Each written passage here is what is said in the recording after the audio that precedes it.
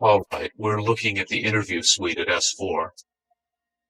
It's kept dark for the comfort of the aliens. The figure who is just barely visible in the left foreground is the telepath, and behind the camera is a raked seating area for observers. Although in this case, I believe the only other person present was a military aide. The alien is seated behind a glass partition in a biocontainment area, which is maintained at biosafety level 2, the lowest designation. That's primarily for the protection of the aliens, not us. The theory is that if they were going to infect us with an alien bug, it would have happened 50 years ago.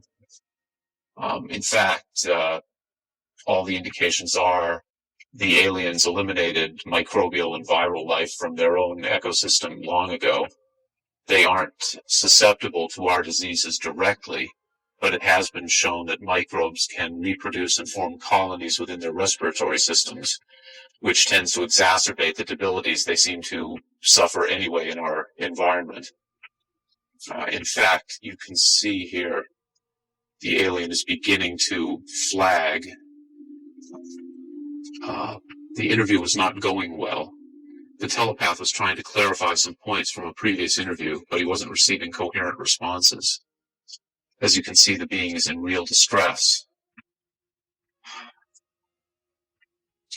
At this point, the telepath is sending out a message to the medical staff. He's trying to communicate with the alien, but he's getting no response.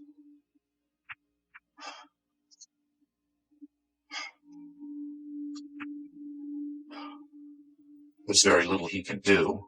There's no direct connection between his space and the biocontainment area. That's the aide stepping in on the right. The medical staff should be there by now.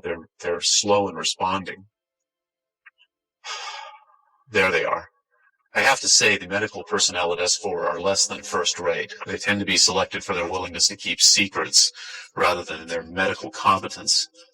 By the way, he's not shining that light into the eyes. It looks that way, but in fact he's checking for hemorrhaging around the eye sockets and in the nasal cavity.